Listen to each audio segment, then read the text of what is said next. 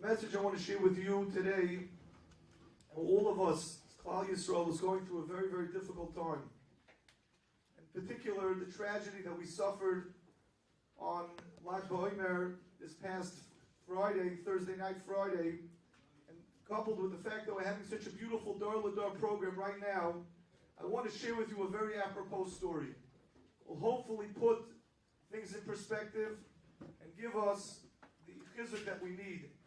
Now, honestly, I'm going to say this story, and you're not going to believe me. So I'm telling you, you can look it up.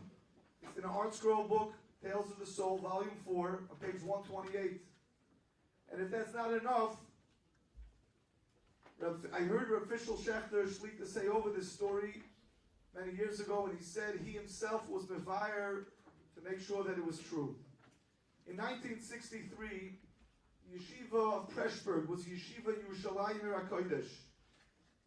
And the yeshiva, during the month of Elul, as Elul was getting closer to the end, and they were getting ready for Rosh Hashanah, the yeshiva decided to take the whole yeshiva to Meron to be by the kever of Reb Shimon Bar Yochai on the day of Rabbi Lazar's yahrzeit, his son, who's buried in the Ma'ara.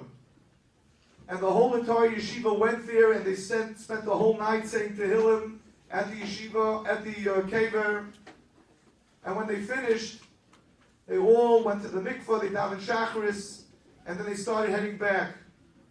On the way back, there was a terrible accident. And the truck that was carrying them, the bus, whatever you call it, that turned over, and it was terrible. People got bruised and killed and maimed, and it was awful. And 3 heilige neshamas were nifter. 2 yeshiva bachrim and the driver were nifter. And it was an absolute sorrow. It was a terrible thing. The levayos, we can only imagine. Reb Chaim Shmulevitz is a whole story with him going to the levaya. The bottom line is, one of the bachrim that were nifter, his name was Mordechai Falk. He was one of the karbonos, one of the bachrim that was nifter. And he had a chavrus, his name was Zev, and Zev was totally broken. How could it be? His chavrusa was such an unbelievable masmid. He was such an unbelievable ben Torah. Why would HaKadosh Baruch Hu take him away in such a crazy way? And he was mispalel to HaKadosh Baruch Hu that Hashem should send him some light to enlighten him why this would happen. And after a few weeks, he had a dream. His friend Mordechai Falk, the nifter, came to him in a dream. And he came to him in a dream and he said that you're questioning what happened. I'm here to tell you that exactly what happened. There's no reason to cry over me. Up here, everything is happy. Everything is simchadik. And what happened was, I want to tell you, that I went up to Shamayim without having to go through any din.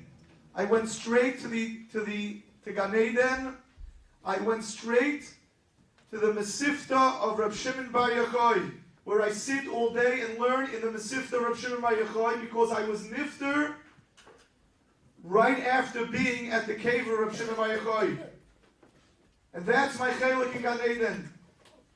And the reason why I'm not judged at all is because since I'm a kapara for the Dar, Klal Yisrael last Rosh Hashanah was nigzar, a terrible gzeira, that many, many thousands of Yidden were supposed to be punished and killed, and HaKadosh Baruch Hu settled on 3 karbanos. And because I was an Oyla Tamima, there's no din. We went, all 3 of us went straight to Gan Eden.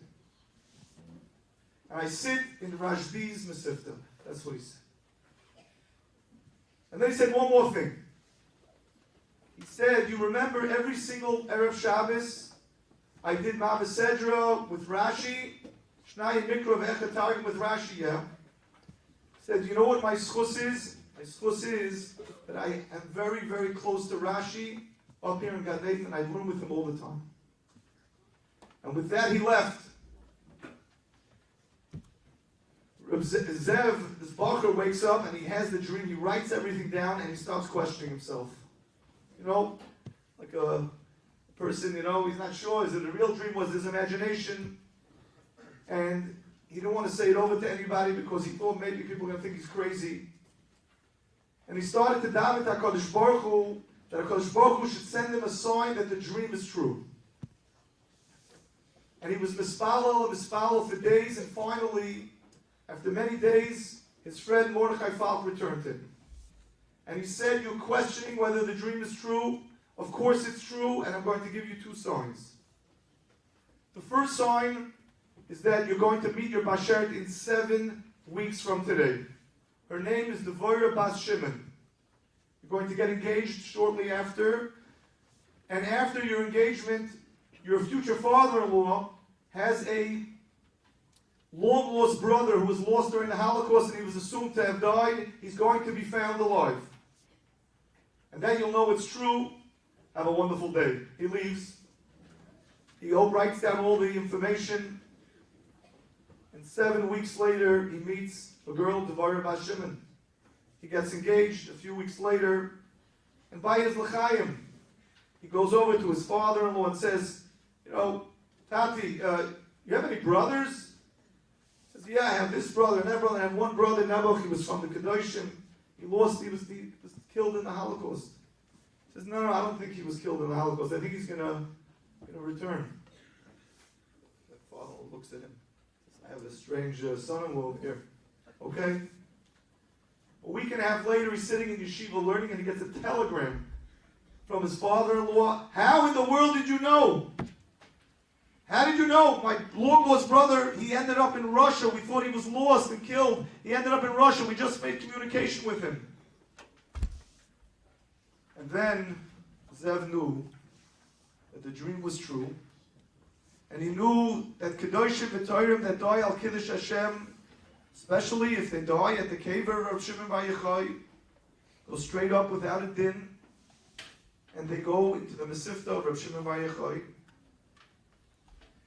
And what we can take out of the story is that if we learn Torah Gishmak, down here we'll be Zoichet to be next to Rashi, we'll be Zoichet the next to Reb Shimon Bar Yochai, we'll be Zoichet the next to Reb Yehuda and Reb Meir and all the other Tanoim and Amoraim.